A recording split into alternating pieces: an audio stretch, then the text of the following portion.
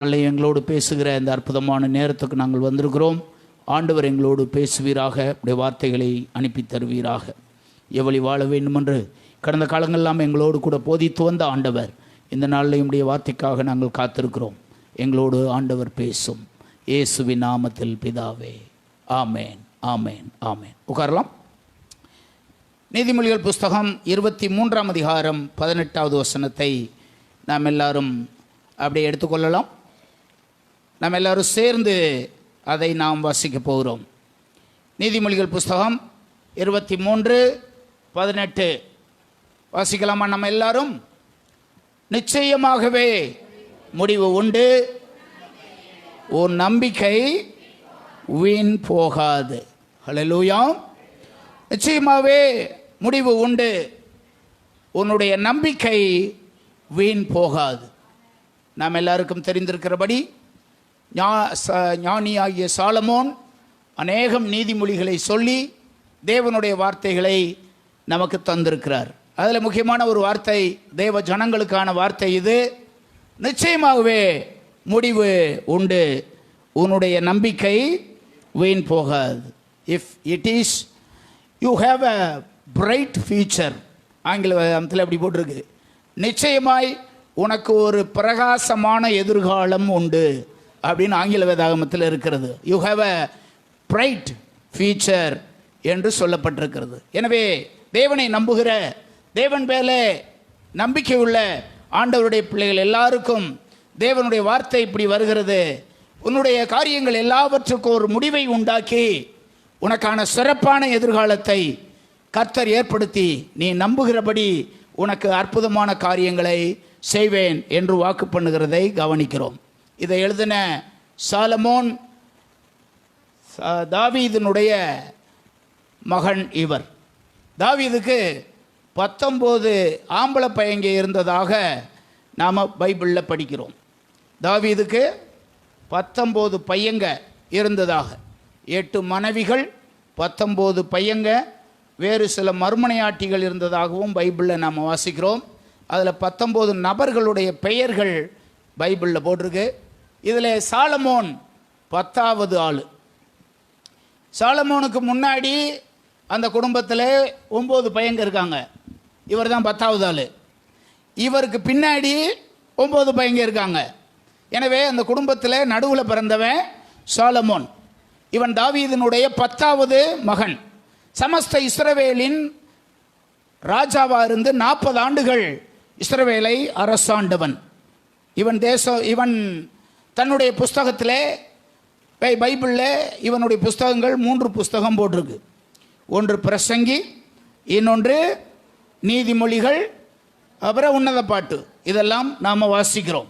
127ஆம் சங்கீதமும் 72ஆம் சங்கீதமும் Solomon எழுதின சங்கீதங்கள். 127ஆம் சங்கீதமும் 72ஆம் சங்கீதமும் சாலமோனை குறித்ததான சங்கீதங்கள். இயேசு தன்னுடைய பிரசங்கத்தில், மலை பிரசங்கம் இயேசு பண்ணார் அல்லவா, மத்தேயு 6ஆம் அதிகாரத்தில், இதில் கூட சாலமோனுடைய மகிமையை குறித்து தன்னுடைய பிரசங்கத்தில் இயேசு பிரசங்கம் பண்ணதை மத்தேயு 6ஆம் அதிகாரம் 28ஆம் வசனம் 29வது வசனத்திலே நம்ம படிக்கிறோம்.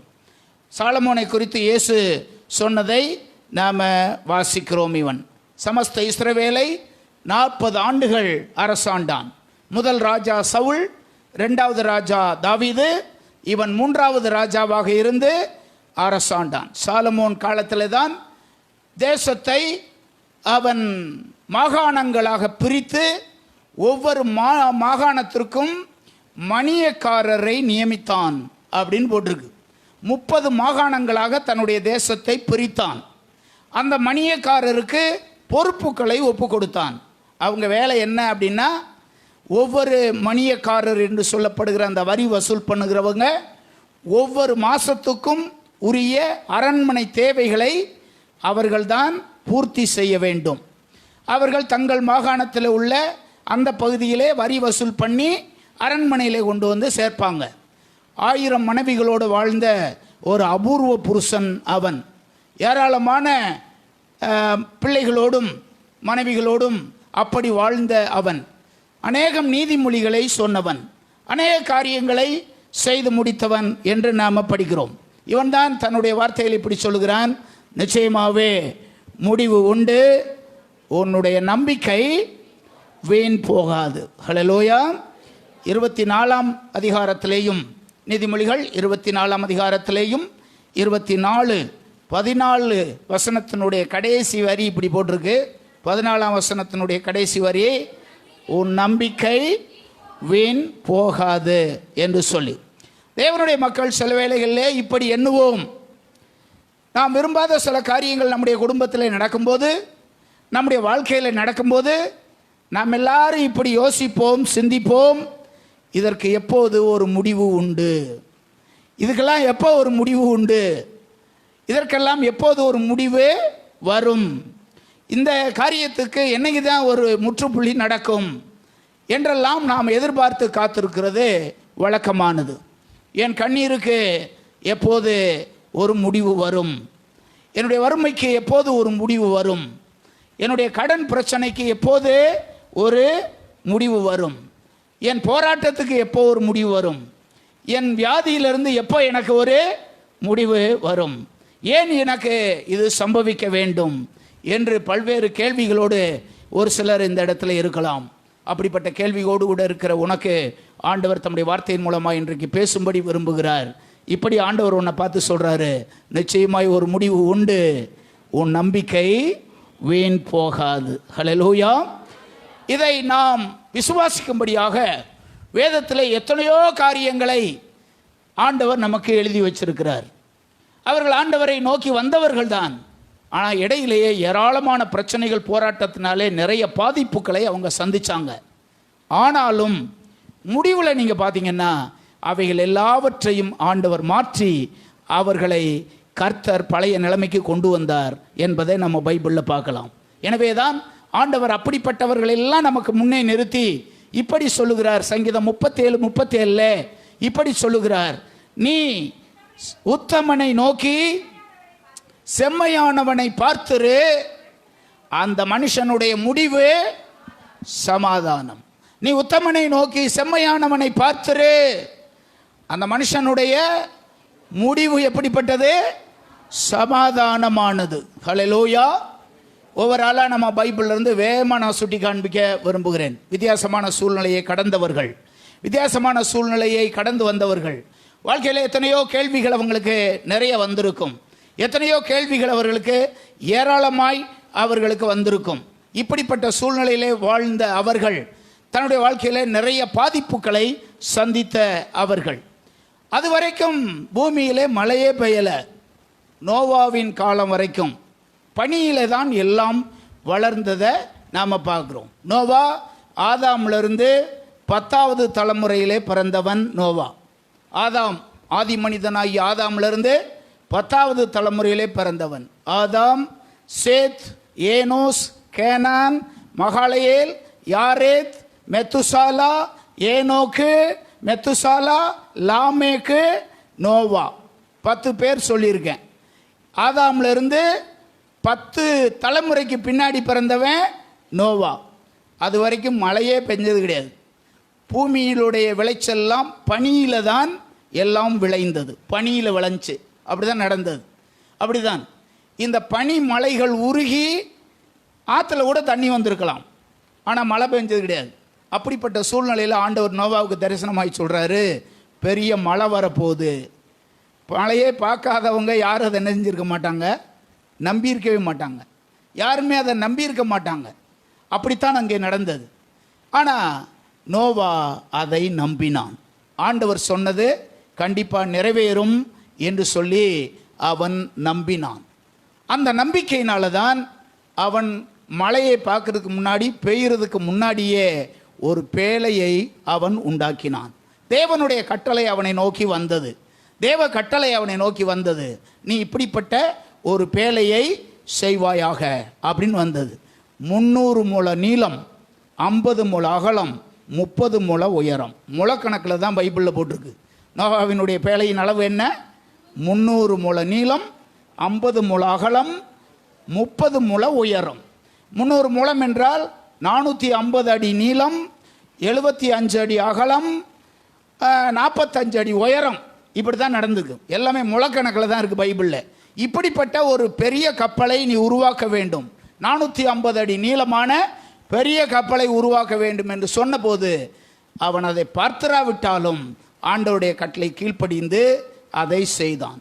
அந்த ஊர் மக்கள் எல்லாரும் வந்து கேட்டபோது, இது என்ன செய்கிற, ஏன் இதை செய்கிறேன்ன போது, இதுவரைக்கும் நடக்காத ஒன்று அவங்கள்ட்ட விளக்கி சொன்னபோது அவங்க யாருமே என்ன செய்யலை, நம்பவே இல்லை. இப்படி ஒரு மழை வரப்போகுது, ஆறுலாம் இது எல்லாம் பூமியெல்லாம் தண்ணியில் நிறைய போகுது, அப்படி இப்படி நீ என்னதான் சொன்னாலும் யாருமே நம்ப மாட்டேன்ட்டாங்க. ஆனால் இவன் நம்பி கிரியை செய்ய ஆரம்பித்தான். பைபிளில் போட்டிருக்கு, எல்லா மதகுகளும், பூமியின் மதகுகள் எல்லாம் திறவுண்டது. வானத்திலிருந்து இரவும் பகலும். நோவாவினுடைய ஜலப்பிரளயம் எத்தனை நாள் பெஞ்சிச்சு? 40 நாட்கள் மழை விடாத ஓயாத மழையாக பெஞ்சிச்சு. 40 நாள் பூமியின் ஊற்றுக்களும் திறவுண்டது. மழையே பெய்து கொண்டே இருந்தது. ஏராளமான தண்ணி வந்துச்சு. பைபிளில் போட்டிருக்கு, பூமியில் உள்ள சகல மலைகளும் மூடத்தக்கதாக. அப்படி தானே போட்டிருக்கு. பூமியில் உள்ள சகல மலைகளும் மூடத்தக்கதாக தண்ணீர் வந்து என்ன செய்தது? பெருகியது. உலகத்திலே பெரிய சிகரம் எது? எவரெஸ்ட் சிகரம். நாம் எல்லாருக்கும் தெரியும், இமயமலையில் உள்ள எவரெஸ்ட் சிகரம். நான் இமயமலை அடிவாரத்துக்கு போயிருக்கேன், மேலே போனதில்லை. நம்ம எவரெஸ்ட் சிகரம் நம்ம படித்ததில் எப்படி பார்க்கலாம். எவரெஸ்ட் சிகரத்தினுடைய உயரம் 8848 மீட்டர்.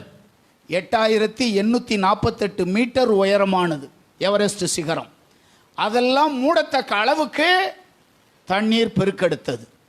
இப்படிப்பட்ட சூழ்நிலையிலே தேவனுடைய வாக்குத்தத்தத்தை பெற்றுக்கொண்ட நோவா உள்ளே இருந்தான். அதில் 3 பிரிவுகள் இருந்ததை நம்ம பார்க்குறோம். பேழையில் 3 பிரிவு இருந்துச்சு. கீழே மிருகங்கள், அதுக்கு மேலே மிருகங்கள், அதுக்கு மேலே மனிதர்கள். நோவா முதலான 8 பேர் அவன் குடும்பத்தை சேர்ந்தவங்க 3வது தட்டில் அவங்க இருந்தாங்க. கீழே சகல மிருகங்களும் ஜோடி ஜோடியாய் பிரவேசித்தது. அதற்கடுத்து பறவைகள் இருந்தது. அதில் 3 அடுக்கு இருந்ததாக நம்ம பார்க்குறோம். 3 மாடி இருந்துச்சு. அதில் கீழே ஒன்று, நடுவில் ஒன்று, அதுக்கு மேலே ஒன்று, அப்படி தான் இருந்ததை நம்ம பார்க்குறோம். தண்ணீர் பெருக்கெடுத்தது. 40 நாட்கள் அங்கே மழை பெய்தது. எல்லாரும் நினச்சாங்க, வேஸ்டாக இவன் செய்கிறான், இது ஒன்றும் அப்படி ஒன்றும் ஆக போகிறதில்ல, இதுவரைக்கும் அப்படி நடந்ததே இல்லை, எனவே வேஸ்டாக செய்கிறான் என்று எல்லாரும் நினச்சாங்க. ஆனால் அவன் செய்தது வேஸ்ட் ஆகலை. தேவன் அற்புதமாய் அதை கொண்டு அவனை காப்பாற்றினார். வேதத்தின் அடிப்படையில் நம்ம பார்த்தோம்னா, நோவா பேழைக்குள்ளே 375 நாட்கள் உள்ளே இருந்தான். 1 வருஷமும் 10 நாளும். உள்ளே எத்தனை நாள் இருந்தாவன்? 1 வருஷமும் 10 நாளும் இருந்தான். ஆதியாகமத்தில் 6ஆம் அதிகாரம் 7ஆம் அதிகாரத்தில் சொல்லப்பட்டிருக்க அந்த நாட்கள் கணக்குகள்லாம் வச்சு பார்த்தோம்னா 375 நாட்கள் நோவா அவன் பேழைக்குள்ளே இருந்தான். அதற்கு பிற்பாடு பேழையை விட்டு வெளியே வந்தான். அவனுடைய முடிவை நம்ம பார்த்தோம்னா சமாதானமாய் முடிந்தது. செம்மையானவனை பார், உத்தமனை நோக்கி செம்மையானவனை பார், அவனுடைய முடிவு சமாதானம். அவனை தவிர மற்ற எல்லாருடைய முடிவும் அபாயகரமானதாக, அழிந்து போனதாக அங்கே இருந்ததை நாம் படிக்கிறோம். 2வதாக ஒரு மனிதனை நாம் பைபிளில் பார்க்க முடியும். யோசேப்பு. அவனுக்கு தரிசனங்கள் கிடைத்த போது அவனுக்கு 17 வயது. 37ஆம் அதிகாரம் 2வது வசனத்தில் படிக்கிறோம். யோசேப்புக்கு தரிசனங்கள் கிடைத்த போது 17 வயது வாலிபனாக அவனுக்கு தரிசனங்கள் கிடைத்தது. இப்போ 37:2. ஆனால் எல்லாரும் நினச்சாங்க, இவனுடைய முடிவு தாய் இல்லாத பிள்ளை, இவன் எப்படி வாழப்போறானோ என்று நினச்சாங்க. சகோதரர்கள் எல்லாரும் அவனை வேற மாதிரி நினச்சி அவனுக்கு ஒரு பேர் வச்சாங்க. அவன் அங்கே வரும்போதே அவனை பார்த்து என்ன சொல்கிறாங்க? இதோ சொப்பனக்காரன் வருகிறான் அப்படின்னு அவனுக்கு பேர் வச்சாங்க. அவனை சொப்பனக்காரன் தான் சகோதரர் சொன்னாங்க. மீதியானியர் அவனை வாங்கினாங்க. அவனை வாங்கும்போது எப்படி தெரியுமா வாங்கினாங்க? நல்ல வாலிபனாக இருக்கான், நல்ல வேலை செய்வான் என்று நல்ல வேலைக்காரனாக பார்த்தாங்க. போத்திபார் மனைவி அவனை வேறு விதத்தில் பார்த்தா. பார்வோன் அவனை வேறு விதத்தில் பார்த்தான், குற்றவாளியாக பார்த்தான்.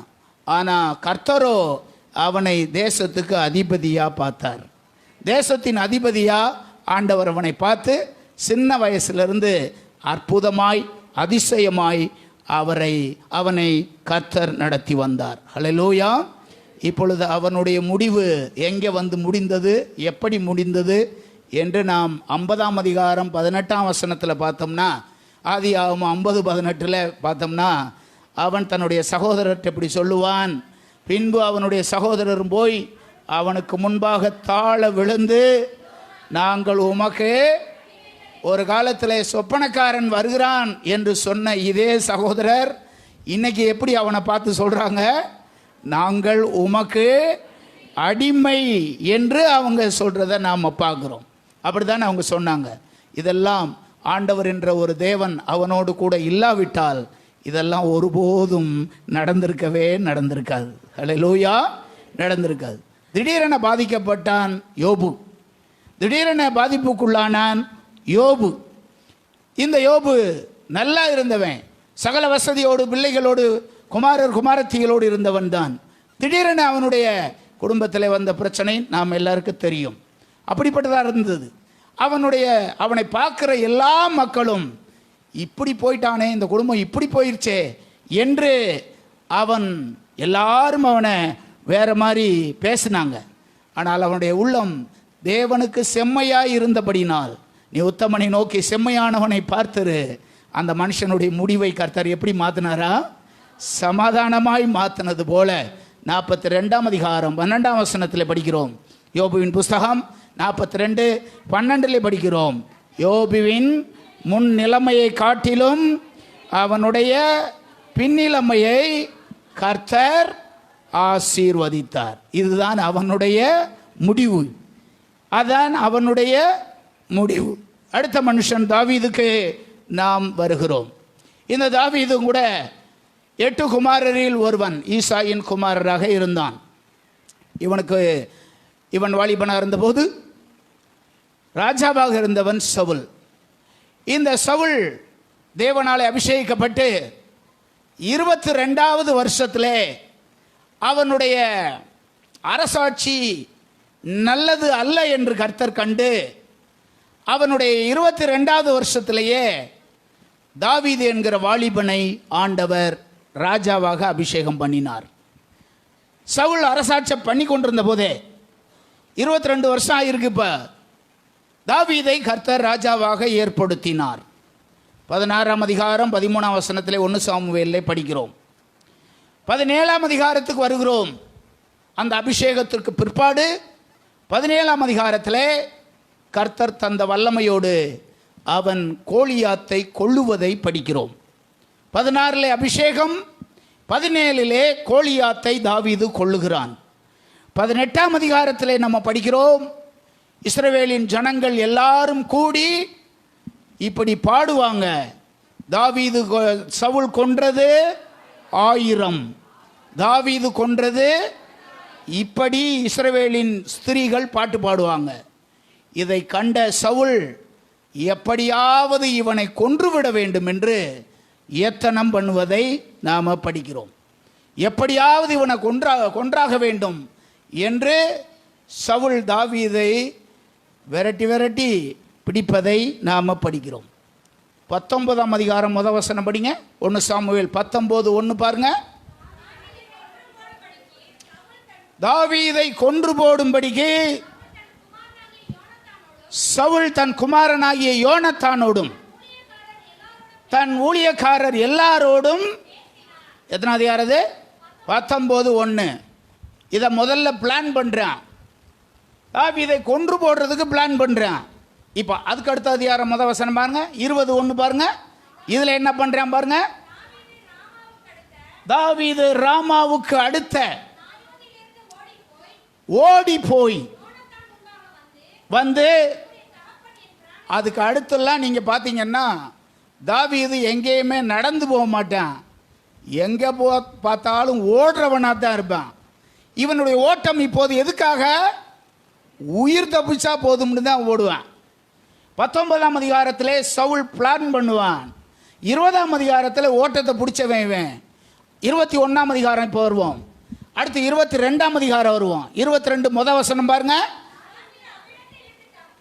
அவ்விடத்தை விட்டு தப்பி இப்போ எங்க ஓடுறான்?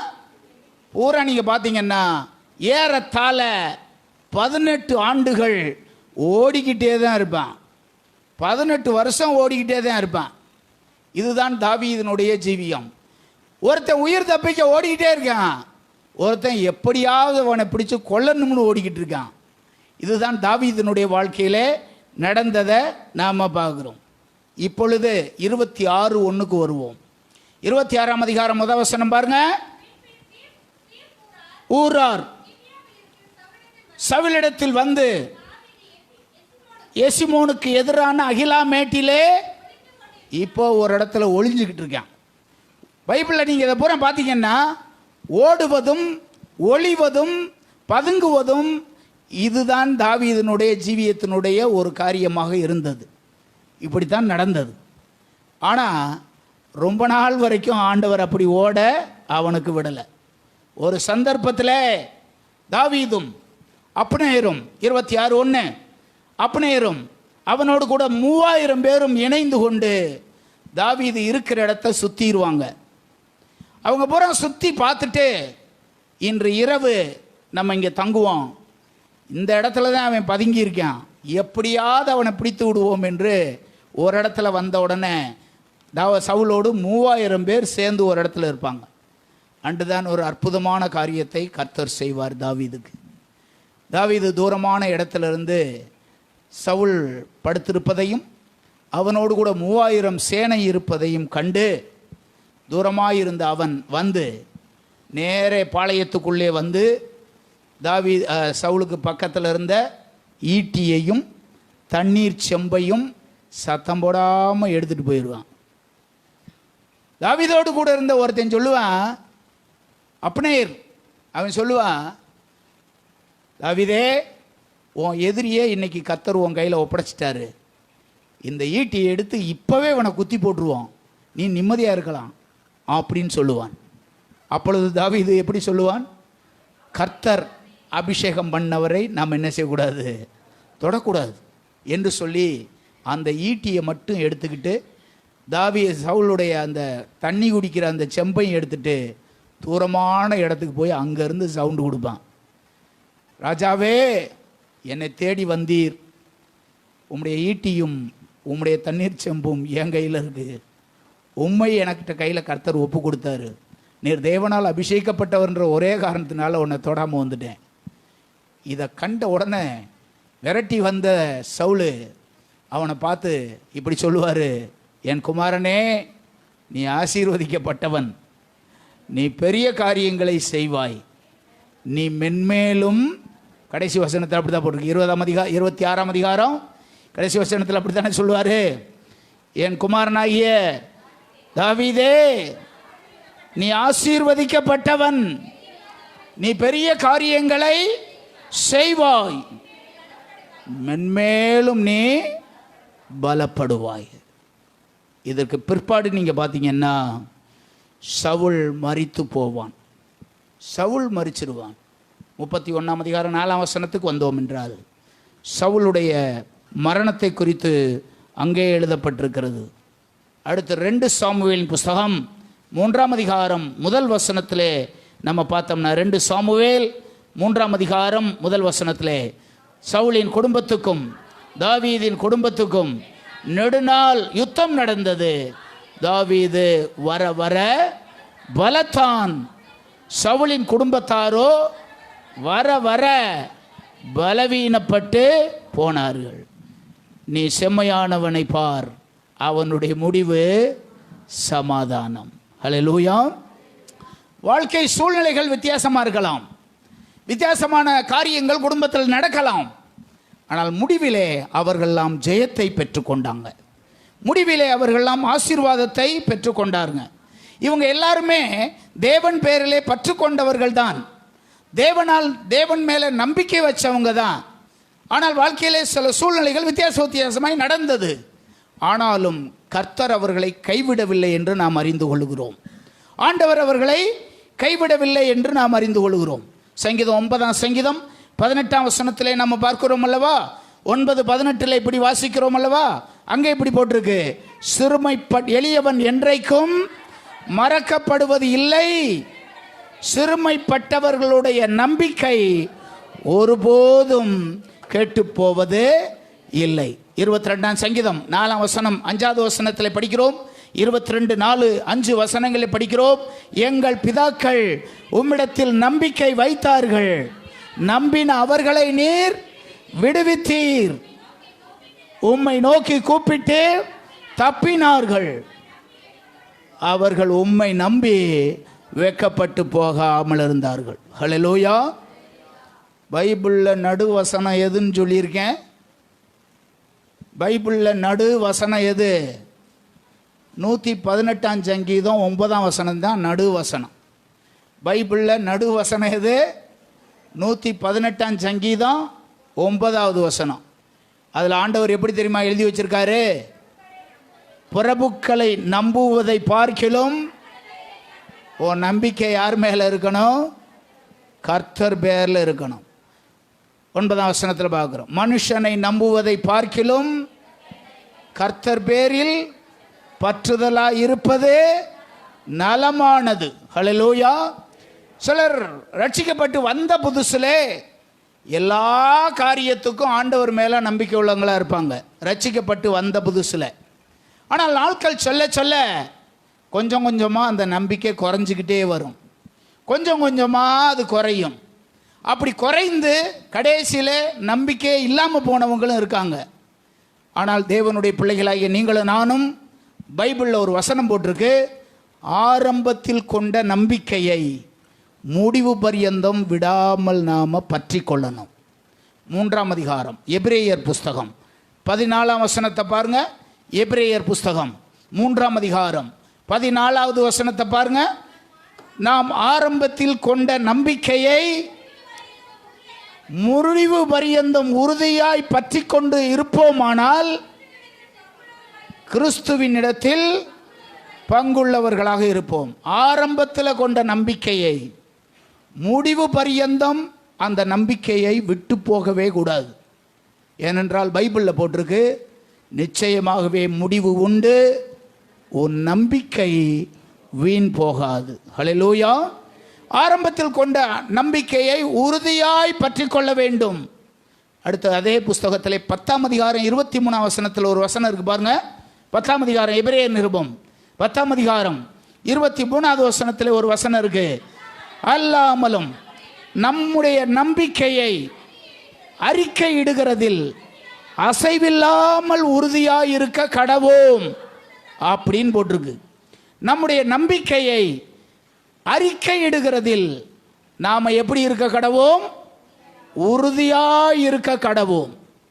உங்கள் நம்பிக்கையை குறித்து நீங்கள் சொல்லுகிற அறிக்கை என்ன? ஆண்டவர் பேரில் உள்ள உங்கள் நம்பிக்கையை குறித்து உங்கள் அறிக்கை எப்படிப்பட்ட அறிக்கை?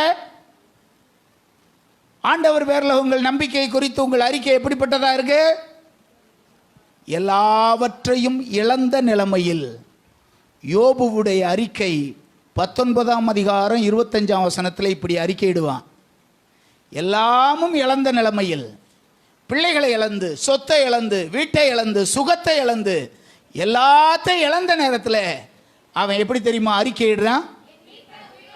என் மீட்பர் உயிரோடு கூட இருக்கிறார். அவர் உயிரோடு இருக்கிறதுனால எப்படியும் என் வாழ்க்கையில் ஒரு மாற்றத்தை ஆண்டவர் கட்டளையிடுவார். அல்லேலூயா. காற்று அடிக்கலாம், புயல் அடிக்கலாம், பிரச்சனை வரலாம், உங்கள் வீட்டு மேலே மோதலாம், உங்கள் விசுவாசத்தின் மேலே மோதலாம். இப்போதும் கூட நீங்கள் சொல்ல வேண்டிய ஒரே அறிக்கை என்ன அறிக்கை? அது என் மீட்பர் உயிரோடு கூட இருக்கிறார். எத்தனை பேர் கரங்களை உயர்த்தி ஆமென் சொல்லுவீங்க? சூழ்நிலை வித்தியாசமாக இருக்கா? காற்று பெருங்காற்று வந்து வீட்டு மேலே மோதுதா?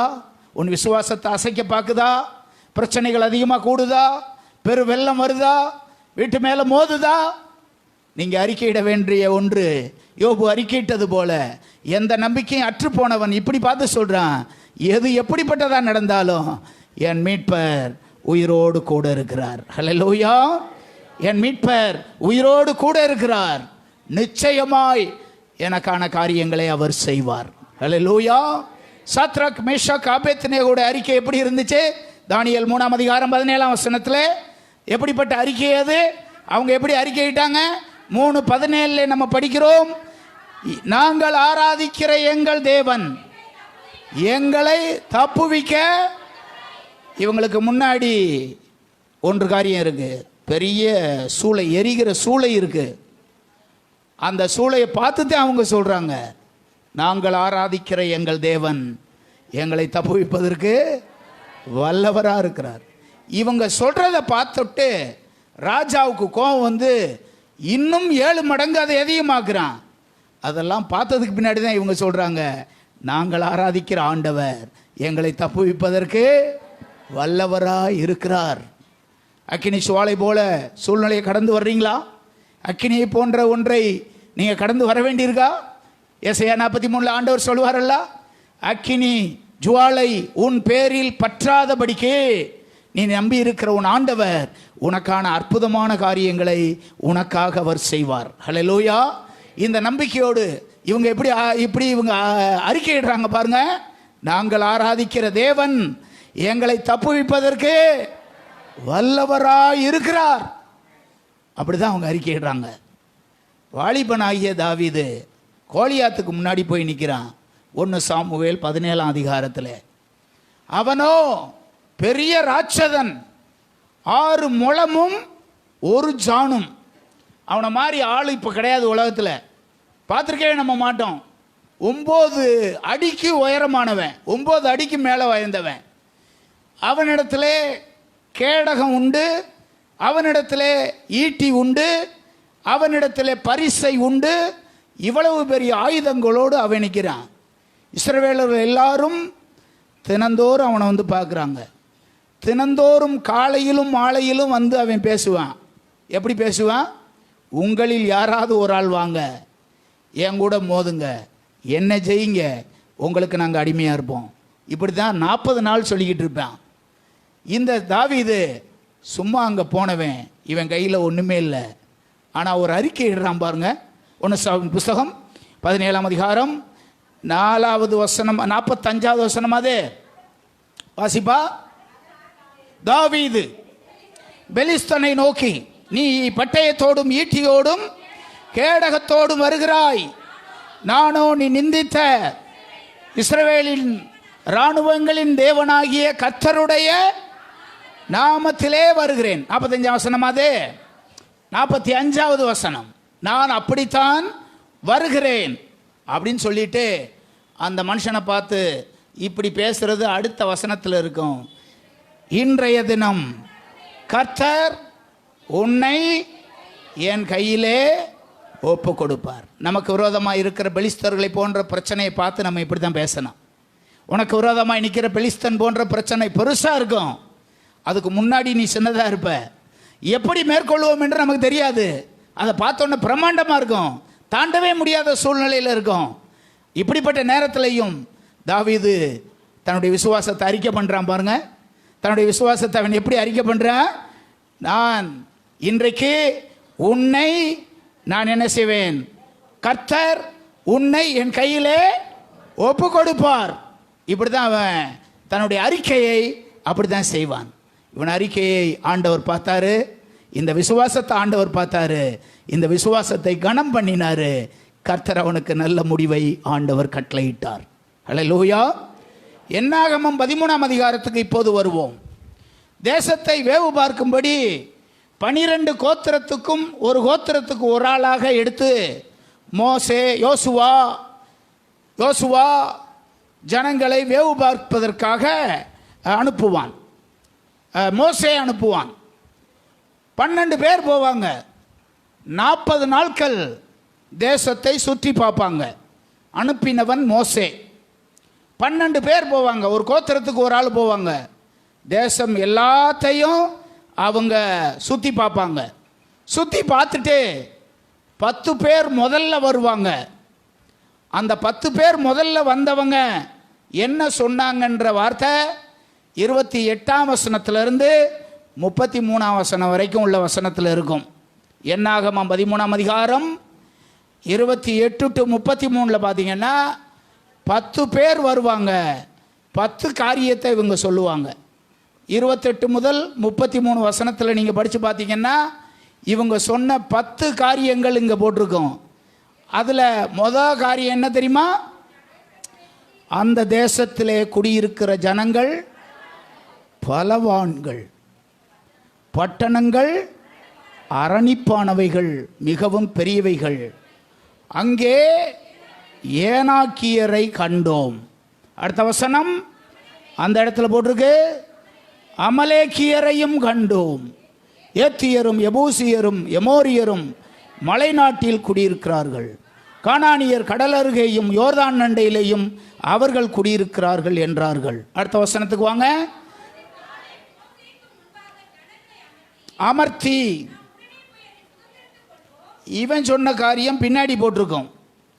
வசனம் 33 வரைக்கும், 28 முதல் 33 வரைக்கும் நம்ம பார்த்தோம்னா அதில் அந்த தேசத்துக்கு நம்ம போவே முடியாது அப்படின்னு பேசுவாங்க. அங்கே பலவான்கள் இருக்கிறார்கள், ராட்சதர்கள் இருக்காங்க, ஏனாக்கின் புத்திரர் இருக்காங்க, அந்த தேசத்தை நம்ம சுதந்திரிக்கவே முடியாது அப்படின்னு அவங்க சொல்லுவாங்க. இப்பொழுது அதுக்கு அடுத்த அதிகாரத்துக்கு வருவோம். 14ஆம் அதிகாரம். பின்னாடி வருவது யோசுவாவும் காலேப்பும். 14ஆம் அதிகாரத்தில் வசனம் 7, 8, 9 வசனத்தில் யோசுவாவும் காலேப்பும் வந்து எப்படி சொல்கிறாங்க? 7, 8, 9 வசனத்தில், நாங்கள் போய் சுற்றி பார்த்து சோதித்த தேசம் மகா நல்ல தேசம். கர்த்தர் நம்மேல் பிரியமாக இருந்தா அந்த தேசத்தை நமக்கு நிச்சயமாக என்ன செய்வார்? கொடுப்பார். இவங்க போயிட்டு வந்து இந்த 2 பேரும் 10 காரியம் சொல்லுவாங்க. அது வரிசையாக போட்டிருக்கு.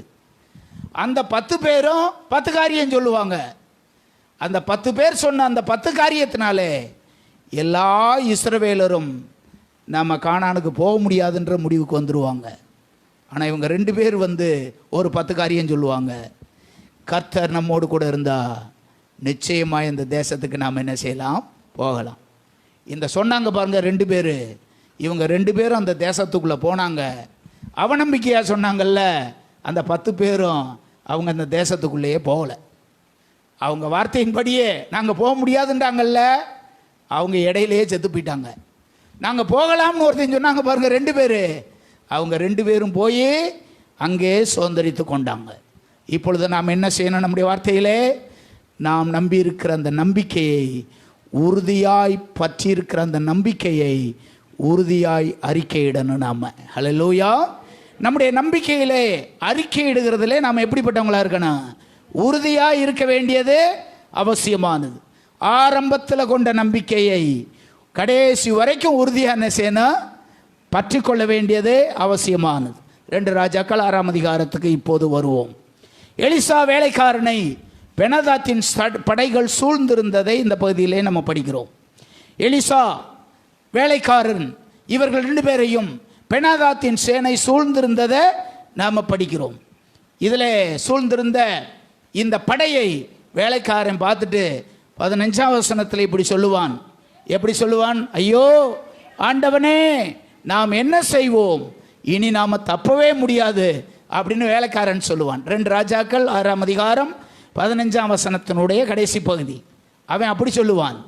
ஆனால் விசுவாச பார்வையில் எலிசா அவனை பார்த்து பேசுறது 16ஆம் வசனத்தில் போட்டிருக்கு. சொல்லுவது என்ன? பயப்படாதே, அவர்களோடு இருக்கிறதை காட்டிலும் நம்மோடு கூட இருக்கிறவர்கள் அதிகம். அப்படிதான் சொல்லுவான். நீங்கள் விசுவாசிக்கிற உங்கள் அறிக்கை ஆளுக்கு ஒன்றா சொல்லுங்க. நீங்கள் நம்புகிற இந்த ஆண்டவரை எப்படி நீங்கள் அறிக்கையிடுறீங்க?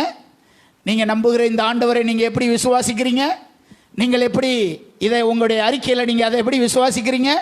48ஆம் சங்கீதம் 14ஆம் வசனம் கடைசி வசனத்தில் இப்படி போட்டிருக்கல்லவா, இந்த தேவன் என்றென்றைக்கும் உள்ள சதா காலமும் நம்முடைய தேவன். எல்லாரும் ஆமென் சொல்லுங்க.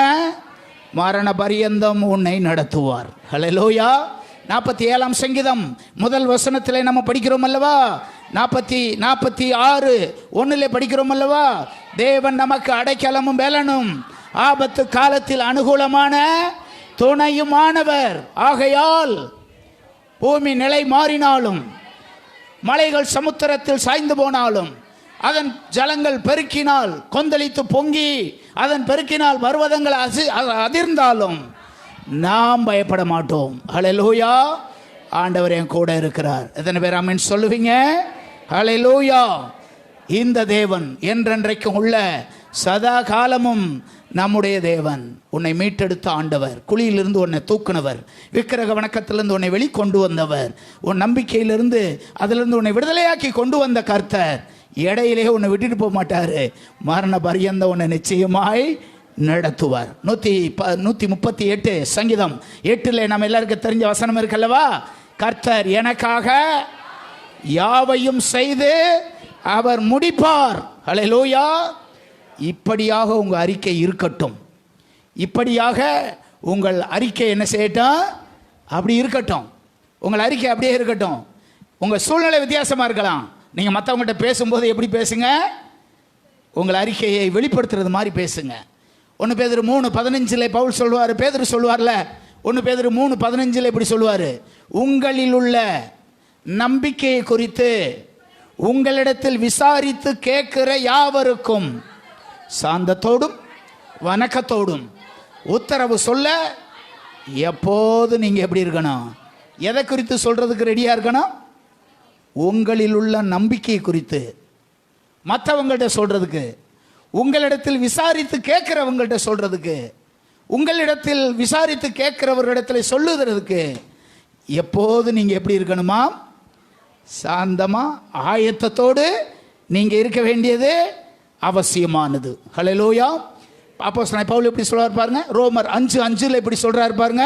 ரோமர் 5:5 மேலும் நமக்கு அருளப்பட்ட பரிசுத்த ஆவியினாலே தேவனுடைய அன்பு நம்முடைய இருதயங்களில் ஊற்றப்பட்டிருக்கிறபடியால் அந்த நம்பிக்கை உன்னை ஒருபோதும் வெட்கப்படுத்தாது. ஹல்லேலூயா. அவர் மேலே வச்சிருக்கிற நம்பிக்கை ஒருபோதும் உன்னை என்ன செய்யாது? வெட்கப்படுத்தாது.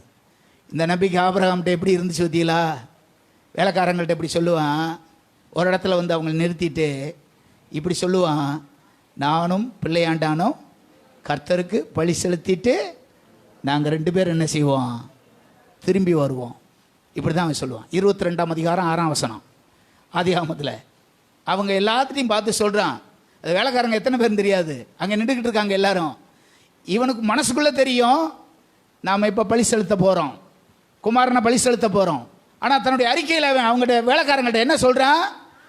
இங்கே காத்திருங்கள், நானும் பிள்ளையாண்டானும் போய் ஆண்டவருக்கு பலி செலுத்திட்டு நாங்கள் திரும்பி என்ன செய்வோம்? வருவோம். ஹல்லேலூயா. பிள்ளைகளை ஸ்கூலில் சேர்க்கும் போதெல்லாம், பிள்ளைகளை பள்ளிக்கூடத்தில் சேர்க்கும் போதெல்லாம் அவங்கள்ட்ட இப்படித்தான் நான் சொல்லுவேன், இதே வசனத்தை தான் சொல்லுவேன். ஏன்னா நமக்கு மாதம் மாதம் இவ்வளவு சம்பளம் வருது அப்படின்ற எந்த நம்பிக்கையும் இல்லை. மாதம் மாதம் இவ்வளவு சம்பளம் என்று மற்றவங்க அப்படி நினைப்பாங்க என்னை பற்றி. உங்களுக்கு என்ன சார் கவலை அப்படின்லாம் பேசுவாங்க என்னை பற்றி. ஆனால் உங்களுக்கு பலருக்கு தெரியும் பாஸ்டருடைய சூழ்நிலை என்னென்று. எனக்கும் தெரியும். பிள்ளைகளை காலேஜில் படிக்க போகும்போதெல்லாம் அவங்ககிட்ட ஒரே வார்த்தை சொல்லுவேன், உங்களை விசுவாசத்தில் சேர்க்குறேன், நீங்கள் வர்றதுக்குள்ளே உங்களுக்கு எல்லா பீஸையும் கட்டுவதற்கு ஆண்டவர் எனக்கு உதவி செய்வார். அப்படி தான் 3 பிள்ளைகளையும் படிக்க வச்சோம். அப்படி தான் படிக்க வச்சோம். என் மனைவி கூட பிறந்த எல்லார் வீட்லேயும் ஒரு பிள்ளை தான். சில வேளைகளில் அந்த ஒரு பிள்ளைக்கு பீஸ் கட்ட முடியாமல் அவங்க கஷ்டப்படுவாங்க. அப்போல்லாம் ஆச்சரியமாக கேட்பாங்க, எப்படி இவங்களெலாம் நீ படிக்க வச்சிங்க அப்படின்லாம் கேட்பாங்க. அப்போ தான் நான் ஒரே ஒரு வார்த்தை சொல்லுவேன், கர்த்தர் என் கூட இல்லைன்னா இதெல்லாம் என்ன செய்ய முடியாது? செஞ்சிருக்கவே முடியாது. கூட இருந்ததுனால என் விசுவாசத்தை ஆண்டவர் கனம் பண்ணார். எல்லா காரியங்களையும் கர்த்தர் பொறுப்படுத்தி கொண்டார். ஹல்லேலூயா. நீதிமொழிகளில் ஒரு வசனங்களை 14ஆம் அதிகாரம் 26ஆம் வசனத்தில் படிக்கிறோம் அல்லவா? நீதிமொழிகள் 26 14 26 ஒரு வசனம் இருக்குல்ல, அங்கே எப்படி போட்டிருக்கு? கர்த்தருக்கு பயப்படுகிறவனுக்கு, அப்படிதான் இங்கே போட்டிருக்கு, கர்த்தருக்கு பயப்படுகிறவனுக்கு திட நம்பிக்கை. நம்பிக்கை என்ன நம்பிக்கை? அது திட நம்பிக்கை உண்டு. அவன் பிள்ளைகளுக்கு அடைக்கலம் நிச்சயமாக கிடைக்கும். ஹல்லேலூயா. நிச்சயமாக கிடைக்கும். தாவீதினுடைய சூழ்நிலையை சொல்லது போல கர்த்தர் தாவீதோடு இருந்ததுனாலே, கர்த்தர் அவனுக்கு செய்த அற்புதத்தினாலே வர வர அவன் பலத்தான். அப்படிதான் போட்டிருக்கு. ஆண்டவரை நம்பி வந்திருக்கிற உனக்கு கர்த்தரை நம்பி இருக்கிற உனக்கு இந்த காரியங்கள் எல்லாவற்றையும் கர்த்தர் செய்து நிச்சயமாக முடிப்பார். அல்லேலூயா. கர்த்தர் எல்லாவற்றையும் செம்மையாய் நன்மையாய் உனக்கு செய்து முடிப்பார். நிச்சயமாகவே உன் கண்ணீருக்கு முடிவு உண்டு, உன் பலவீனத்துக்கு முடிவு உண்டு, உன் கடனுக்கு முடிவு உண்டு, உன் போராட்டத்துக்கு முடிவு உண்டு, உன்னுடைய பிரச்சனைக்கு ஒரு முடிவு உண்டு. உன் பிள்ளைகளுடைய வாழ்க்கையில் ஒரு நன்மையான காரியத்தை கர்த்தர் செய்வார். நிச்சயமாகவே முடிவு உண்டு. உன் நம்பிக்கை வீண் போகாது. இந்த ஆண்டவரை தொடர்ந்து நம்புங்க. என்னை நடத்துகிற ஆண்டவர் நிச்சயமாய் உங்களையும் நடத்துவார். நாம் எல்லாரும் எழுந்து நிற்கலாமா? இந்த ஆண்டவருக்கு நன்றி செலுத்தி, ஆண்டவருக்கு ஸ்தோத்திரம் செலுத்தி, ஆண்டவர் செய்ய போகிற நம்முடைய வாழ்க்கையிலே குடும்பத்தில் செய்ய போகிற எல்லா நன்மைகளுக்காக தேவரீர் இம்மட்டும் நடத்தினவர் என்னை இனிமேலும் நடத்த வல்லவர் என்று சொல்லி ஆண்டவரை நோக்கி பார்த்து, உன் கண்ணீருக்கு ஒரு முடிவை ஆண்டவர் இன்றைக்கு உண்டாக்குகிறார். உன் போராட்டத்துக்கு ஒரு முடிவை ஆண்டவர் உண்டாக்குகிறார். உன் கடனுக்கு ஒரு முடிவை இன்றைக்கு ஆண்டவர் உண்டாக்குகிறார். உன் கண்ணீர், உன் வேதனை, உன் போராட்டம், உன் பிரச்சனைகள், உன்னுடைய வியாதி, இவைகள் எல்லாவற்றுக்கும் இன்றைக்கு ஆண்டவர் ஒரு முற்றுப்புள்ளியை வைக்கிறார். உனக்கான அற்புதத்தை கர்த்தர் தம்முடைய வாழ்க்கையில செய்து முடிக்க தேவன் வல்லவராக இருக்கிறார். உனக்கான காரியங்களை அவர் செய்து முடிப்பார் என்று யார் யாரெல்லாம் விசுவாசிக்கிறீங்களோ 2 கரங்களை உயர்த்தி, எனக்காக காரியங்களை செய்பவரே, எனக்கான காரியத்தை செய்து முடிப்பவரே, எனக்கான காரியத்தை செய்து முடிப்பவரே, தேவ பக்தர்கள் போல இந்த காரியங்களை நீங்கள் அறிக்கையிட்டு சொல்லுங்கள். என் மீட்பர் உயிரோடு கூட இருக்கிறார். சொல்லுங்க எல்லாரும். ஹல்லேலூயா. உன்னை ரட்சித்த ஆண்டவர், உன்னை தூக்கி எடுத்த கர்த்தர், இருளின் அதிகாரத்திலிருந்து உன்னை விடுதலையாக்கினவர், குமாரனுடைய ராஜ்யத்துக்கு உன்னை கொண்டு வந்தவர், உன் மீட்பராகிய நான் உயிரோடு கூட இருக்கிறேன். உனக்காக காரியங்களை செய்வேன். எரிகிற அக்கினி ஜுவாலையை கண்டு என்ன செய்ய போகிறோம் என்று எண்ணுகிறாயோ, இன்றைக்கு அதை பார்த்து இப்படி சொல்லு, நான் ஆராதிக்கிறேன். நீர் இவைகள் மத்தியிலே என்னை விடுதலையாக்க வல்லவர். நாங்கள் ஆராதிக்கிற ஆண்டவர் விடுதலையாக்க வல்லவர். விடுதலையாக்காமல் போனாலும் அவரே என் ஆண்டவர், அவரே என் ஆண்டவர். அந்த தேசத்தை நாம் போய் சுதந்தரிக்கலாம். யோசுவாவும் காலேபும் அப்படித்தான் சொன்னார்கள். அது அரணிப்பான தேசம். கர்த்தர் நம்மோடு கூட இருந்தால் நமக்கு நிச்சயமாய் கொடுப்பார். தேவதாசர்கள் அப்படித்தான் சொன்னார்கள். பயப்படாதே, அவனோடு இருக்கிறவர்களை பார்க்கிலும் உன்னோடு கூட இருக்கிற கர்த்தர் பெரியவர். உனக்கான காரியத்தை நிச்சயமாய் செய்வார். உன் நம்பிக்கை வீண் போகாது. சிறுமைப்பட்டவருடைய நம்பிக்கை ஒருபோதும் கெட்டு போகாது. கர்த்தருக்கு பயப்படுகிறவனுக்கு திட நம்பிக்கை உண்டு. உனக்காக அற்புதமான காரியத்தை அவர் செய்வார். இயேசுவின் நாமத்தினால வலது கரத்தை உயர்த்தி சொல்லுங்க. தடை போல சில காரியங்களை உணர்கிறீங்களா? உங்களுக்கு முன்னே எரிகோ போன்ற தடை ஒன்று இருக்கா? இது எனக்கு தடை போல தெரியுது அப்படின்னு எண்ணுகிறீங்களா? இந்த காரியம் தடை போல எனக்கு தோன்றுகிறது அப்படின்னு நினைக்கிறீங்களா? அந்த தடையா இருக்கிற இந்த எரிகோவை தேவ சமூகத்துக்கு இப்போது கொண்டு வாங்க. தடையா இருக்கிற எரிகோவை தேவ சமூகத்துக்கு கொண்டு வாங்க. இந்த தடைகளை தகர்ப்பதற்கு நீர் வல்லவர் அப்படின்னு சொல்லுங்க. இந்த தடைகளையும் நீர் தகர்ப்பதற்கு நீர் வல்லவர் என்று அவரை பார்த்து சொல்லுங்க. உன் ஆண்டவர் நீ பிரவேசிப்பதற்கு, நீ சுதந்தரிப்பதற்கு தடையா இருக்கிற இந்த எரிகோவை உனக்கு முன்னே இப்போது தகர்த்து போடுகிறார். உனக்கு முன்னே அது தரை மட்டமாகிறது. Yes Lord, yes Lord, yes Lord. கரங்களை தட்டி கர்த்தரை மகிமைப்படுத்தலாம். அதை உறுதிப்படுத்தும்படியாக உனக்காக அவர் அலன்களை நிர்மூலமாகும்படி செய்து தம்முடைய மகிமையை உனக்காக அவர் வெளிப்படுத்த வல்லவர். அநேகருடைய வாழ்க்கையிலே, குடும்பத்திலே, தொழிலே காரியங்களை கர்த்தர் செய்கிறார். புதிய வாசலை உனக்கு திறக்கிறார். புதிய வழிகளை உனக்கு திறக்கிறார். எல்லா தடைகள் இயேசுவின் நாமத்திலே அகன்று போகிறது. நீ பிரவேசித்து போய் சுதந்தரித்துக் கொள்வாயாக. பிரவேசித்து போய் சுதந்தரித்துக் கொள்ளுவாயாக. S Lord. ஹல்லேலூயா. அன்பின் பரலோக தகப்பனே, பரிசுத்தமுள்ள எங்கள் தேவனே, இந்த வேளைக்காக உம்மை துதிக்கிறோம், ஸ்தோத்தரிக்கிறோம். நீர் நேசிக்கிற உம்முடைய இரத்தத்தால் கழுவப்பட்டு உம்முடைய ஜனங்களாய் இருக்கிற இவர்களுக்கு எதை சொல்லும்படி சொன்னீரோ அதை நான் சொல்லியிருக்கிறேன் ஆண்டவரே. உம்மால் நேசிக்கப்படுகிற ஜனம், இந்த ஜனங்களை நீர் அதிகமாய் நேசிக்கிறீர், இந்த குடும்பங்களை அதிகமாய் நேசிக்கிறீர், இங்க இருக்கிற ஒவ்வொரு தனிப்பட்டவர்களையும் நீர் நேசிக்கிறீர். அப்படி நேசிக்கிற உம்முடைய ஜனங்களுக்கு நீர் எதை சொல்லும்படி சொன்னீரோ அதை நான் சொல்லியிருக்கிறேன் ஆண்டவரே. உம்முடைய பிள்ளைகளுக்கு விரோதமாக இருக்கிற சக்திகள் இன்று நிர்மூலமானதுக்காக ஸ்தோத்திரம். இவர்கள் போய் சுதந்திரித்துக் கொள்வார்களாக. நிச்சயமாகவே முடிவு உண்டு, உன் நம்பிக்கை வீண் போகாது என்ற வாக்குத்தத்தத்தின்படி உம்முடைய ஜனங்களை நீர் அனுப்புகிறதற்காக ஸ்தோத்திரம். தங்கள் இல்லத்துக்கு போகும்போது அதை இவர்கள் பார்க்கட்டும். இந்த ஆலயம் முடிஞ்சு போகும்போது அந்த செய்தியை இவர்கள் கேட்கட்டும். இவர்கள் தங்கள் இல்லத்துக்கு போகும்போது அந்த செய்தி இவர்களுக்கு கிடைக்கட்டும். இவர்கள் தங்கள் வீட்டுக்கு போகும்போது அந்த காரியத்தை இவர்கள் கண்ணால் இவர்கள் பார்க்கட்டும். அப்படி தம்முடைய ஜனங்களுக்கு ஒரு அற்புதத்தை இப்போது செய்கிறதற்காக ஸ்தோத்திரம் ஆண்டவரே. உம்முடைய கரத்திலே ஒப்பு கொடுத்து ஜெபிக்கிறோம். எங்கள் தேவன் கடலிலும் வழியை திறக்க வல்லவர், வானத்திலும் வழியை திறக்க வல்லவர், வனாந்தரத்திலையும் வழியை திறக்க வல்லவர், எல்லா காரியத்தையும் செய்ய வல்லவர். உன் நம்பிக்கை வீண் போகாது. உனக்கு உதவியா இருந்து உன்னை நடத்துகிற தேவனாயிருக்கிறவர் உன்னை தொடர்ந்து நடத்துவார். அன்பின் ஆண்டவரே, பரலோகத்தின் பிதாவே, இந்த அற்புதமான நம்முடைய வேலைக்காக ஸ்தோத்திரம். இந்த ஜனங்கள் ஒவ்வொருவருக்காக ஜெபிக்கிறேன். நீர் எந்த காரியத்தை உடைய ஜனங்களுக்கு சொல்ல சொன்னீரோ அதை நான் சொல்லியிருக்கிறேன். உம்முடைய தயவு, இரக்கம், கிருபை உம்முடைய பிள்ளைகளோடு தொடர்ந்து கூட இருந்து நடத்தட்டும், உதவி செய்யட்டும். நீரே பொறுப்படுத்திக் கொள்ளும். இயேசுவின் நாமத்தில் ஜெபிக்கிறோம் பிதாவே. நாதுமாவே கர்த்தரை ஸ்தோத்ரி, முழு உள்ளமே பரிசுத்த நாமத்தை ஸ்தோத்ரி. நாதுமாவே கர்த்தரை ஸ்தோத்ரி. கர்த்தர் செய்த சகல உபகாரங்களையும் மறவாதே. நம்முடைய கர்த்தராக இருக்கிற இயேசு கிறிஸ்துவின் கிருபையும் பிதாவாகிய தேவனுடைய அன்பும் பரிசுத்த ஆவியானவருடைய ஆசீர்வாதமும் இன்றும் என்றும் சதா காலமும் நம்மை விட்டு நீங்காமல் நிலைத்திருப்பதாக. ஹல்லேலூயா, ஹல்லேலூயா, ஹல்லேலூயா. கர்த்தருக்கு ஸ்தோத்திரம். ஆண்டவர் உங்களை ஆசீர்வதிப்பாராக, கூட இருப்பாராக. God bless you.